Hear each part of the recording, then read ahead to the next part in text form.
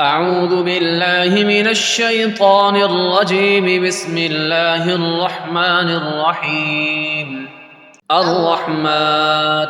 علم القرآن خلق الإنسان علمه البيان الشمس والقمر بحسبان والنجم والشجر يسجدان والسماء رفعها ووضع الميزان ألا تطغوا في الميزان وأقيموا الوزن بالقسط ولا تخسروا الميزان والأرض وضعها للأنام فيها فاكهة والنخل ذات الأكمام والحب ذو العصف والريحان فبأي آلاء ربكما تكذبان خلق الإنسان من صلصال كالفخار وخلق الجان من مارج من نار فبأي آلاء ربكما تكذبان رب المشرقين ورب المغربين فبأي آلاء ربكما تكذبان مرج البحرين يلتقيان بينهما برزخ لا يبغيان فبأي آلاء ربكما تكذبان يخرج منهما اللؤلؤ والمرجان فبأي آلاء ربكما تكذبان وله الجوار المنشآت في البحر كالأعلام فبأي آلاء ربكما تكذبان كل من عليها فان ويبقى وجه ربك ذو الجلال والإكرام فبأي آلاء ربكما تكذبان يسأله من في السماوات والأرض كل يوم هو في شأن فبأي آلاء ربكما تكذبان سنفرغ لكم أيها الثقلان فبأي آلاء ربكما تكذبان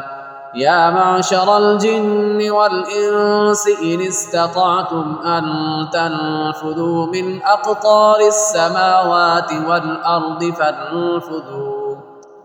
لا تنفذون إلا بسلطان فبأي آلاء ربكما تكذبان يرسل عليكما شواظ من نار ونحاس فلا تنتصران فبأي آلاء ربكما تكذبان فإذا انشقت السماء فكانت وردة كالدهان فبأي آلاء ربكما تكذبان فيومئذ لا يسأل عن ذنبه إنس ولا جان فبأي آلاء ربكما تكذبان يعرف المجرمون بسيماهم فيؤخذ بالنواصي والأقدام فبأي آلاء ربكما تكذبان هذه جهنم التي يكذب بها المجرمون يطوفون بينها وبين حميم آن فبأي آلاء ربكما تكذبان ولمن خاف مقام ربه جنتان فبأي آلاء ربكما تكذبان ذواتا أفنان فبأي آلاء ربكما تكذبان فيهما عينان تجريان فبأي آلاء ربكما تكذبان فيهما من كل فاكهة زوجان فبأي آلاء ربكما تكذبان متكئين على فرش مطائنها من استبرق وجنى الجنتين دان فبأي آلاء ربكما تكذبان فيهن قاصرات الطرف لم يطمثهن إنس قبلهم ولا جان فبأي آلاء ربكما تكذبان كأنهن الياقوت والمرجان فبأي آلاء ربكما تكذبان هل جزاء الإحسان إلا الإحسان فبأي آلاء ربكما تكذبان ومن دونهما جنتان فبأي آلاء ربكما تكذبان مدهامتان فبأي آلاء ربكما تكذبان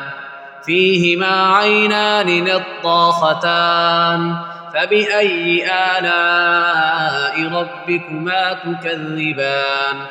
فيهما فاكهة ونخل ورمان